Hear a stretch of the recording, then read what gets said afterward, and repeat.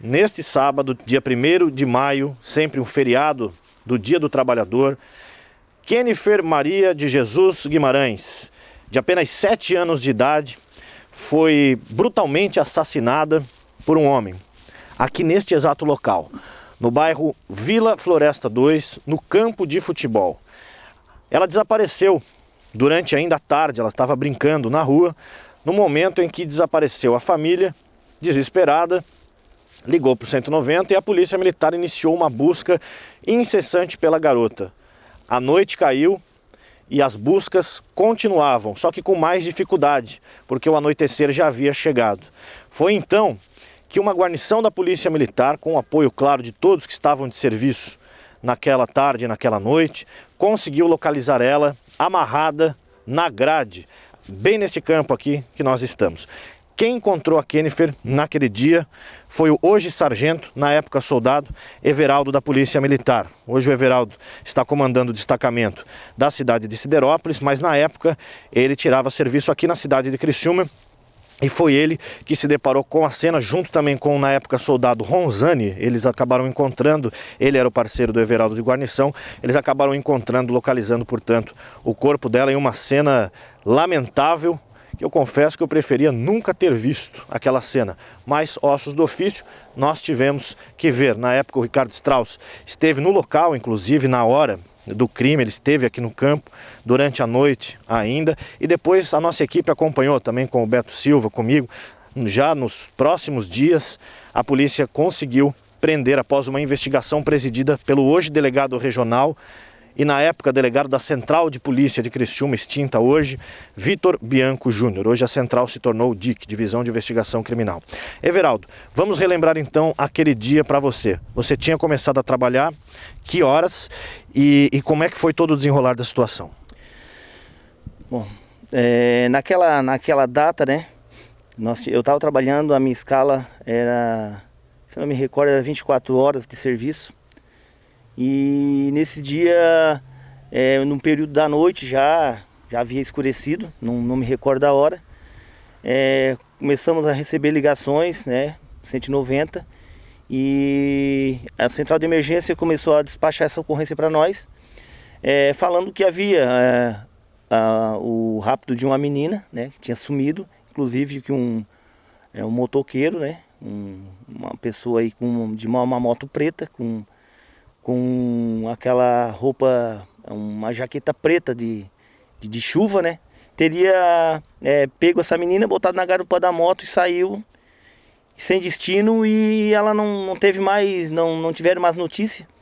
Então nós já centralizamos as nossas buscas já mais por essas regiões e viemos em direção ao campo aqui para pegar mais algumas informações. Quando em alguns momentos, né, chegavam mais informações para nós de que teriam visto essa moto em algum ponto deste bairro.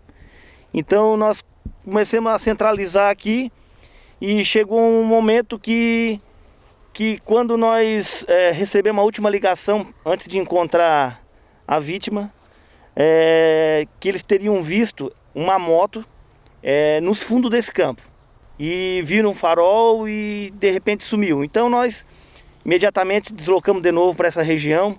Uma viatura veio pelos fundos do campo, só que na época era muito lodo e ela não conseguia passar, e ficou até uma metade do caminho com os faróis ligados em direção aos fundos do campo, e as nossas guarnições vieram por esse lado aqui onde está a viatura agora estacionada, né?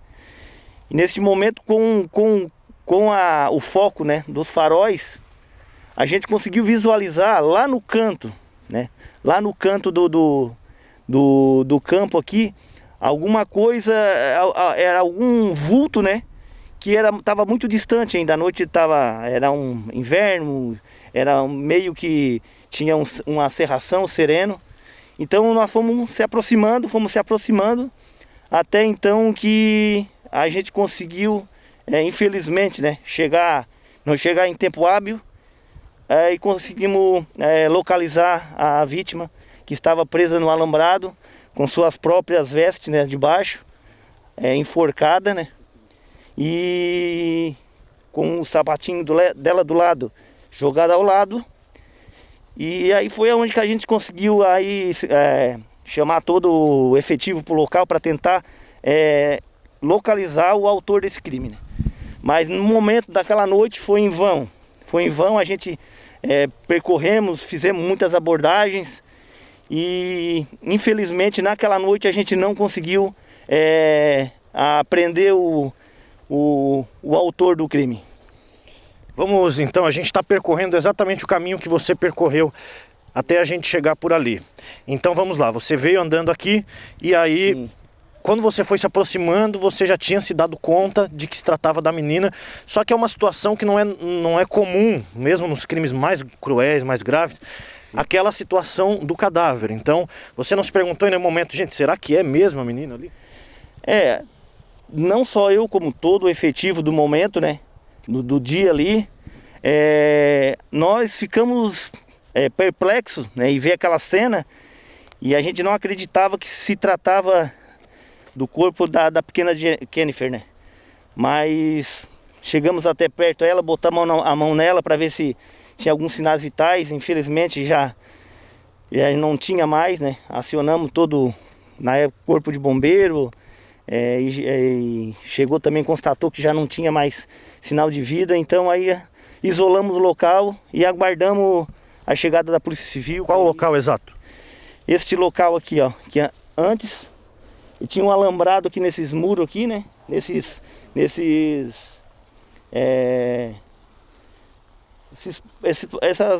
pau de concreto aqui, né? Aqui tinha um alambrado e ela estava mais ou menos aqui assim, nesse local. O alambrado vinha dessa altura aqui assim, ela tinha mais ou menos uns 20 a 30 centímetros do pezinho dela afastada do chão. Aqui ao lado dela estava caída a sandalinha dela, né?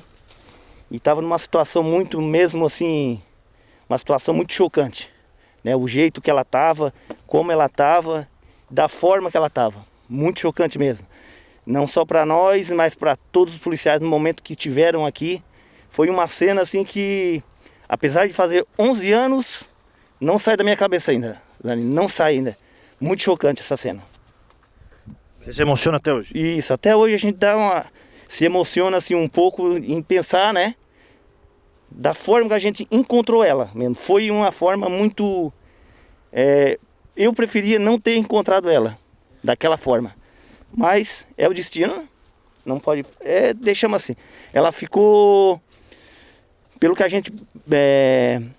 a gente presenciou aqui, ela já fazia um tempinho que estava, até porque o corpo dela já estava bem gelado, né? A noite era fria e tentamos aí, de todas as formas, ficamos até na madrugada, tentar conseguir localizar o autor daquele crime ali, mas infelizmente a gente não conseguiu. A gente queria ter conseguido prender naquele momento, mas com a investigação depois, né, já com a nossa Polícia Civil aí bem competente também,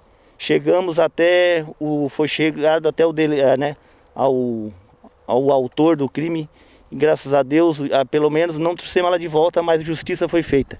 Está preso até hoje e espero que permaneça por mais tempo. No momento aqui a polícia, inclusive o delegado Vitor, a gente ia trazer ele aqui, mas ele está de férias, hoje ele é delegado regional, ele que investigou e também estava de plantão naquela noite, veio até aqui ao local e foi uma comoção geral. Ele mesmo sempre fala, o delegado, que ligou para a esposa, chorando muito, contando o que tinha acontecido. Houve uma comoção aqui de todos os policiais aqui no local? Sim, teve. Eu me lembro que teve o pessoal da Delegacia da Mulher, né, tiveram aqui também no local, no dia, choraram bastante, que é uma cena que, assim, ó, apesar de a gente tanto eu como outros policiais, a gente já ter visto muita cena triste, muitas ocorrências, né, com desfecho muito triste. Para mim, até hoje, a ocorrência que mais chocou, que mais me chamou a atenção foi essa. Meus 27 anos de polícia, foi a cena que mais me chamou a atenção, que mais me chocou foi essa. A gente sempre fala também que foi o pior caso que nós já vimos, o Ricardo também, a gente está tanto tempo acompanhando a área policial, esse foi o pior caso que todos nós já vimos, sem dúvida alguma. Então, você deve estar se perguntando, e o que aconteceu com o autor? O nome do autor é Diego do Nascimento Burim, na época ele tinha 20 anos de idade, no dia do crime.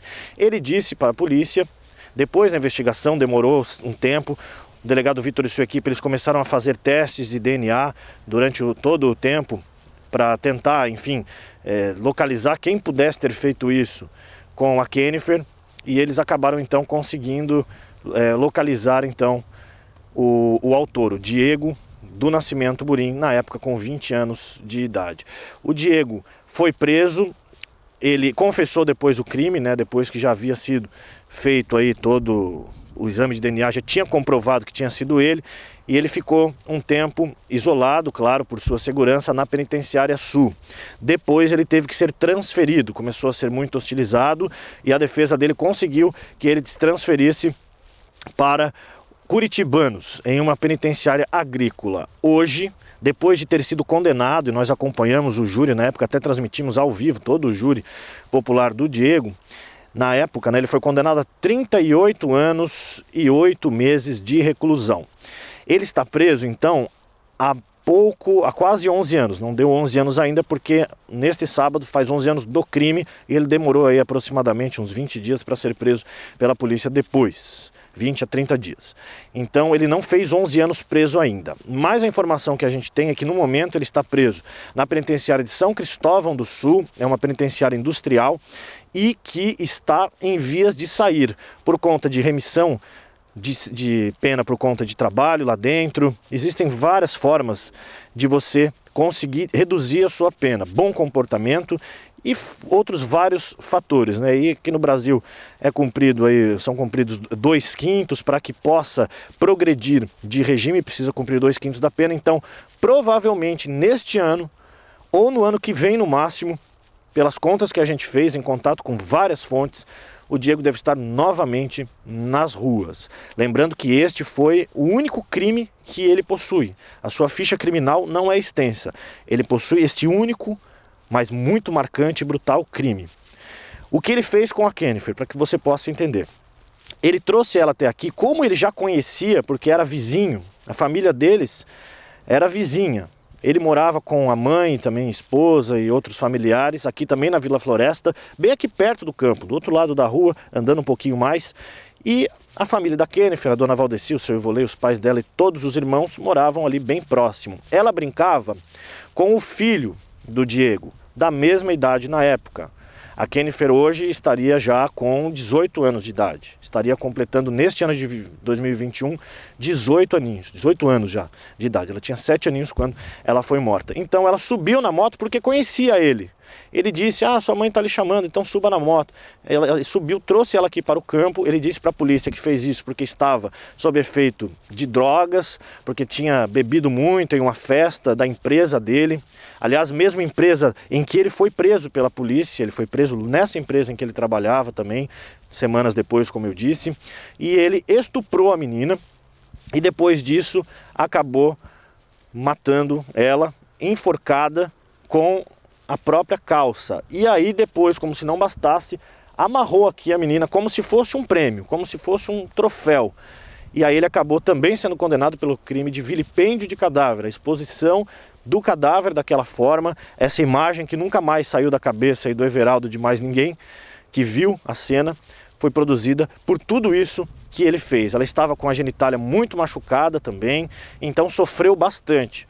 Com certeza, antes da morte, ele foi condenado e em todo o 1º de maio, feriado do trabalhador, esse caso é tristemente relembrado, não só pela gente, mas por todas as pessoas que acompanharam o desenrolar deste crime.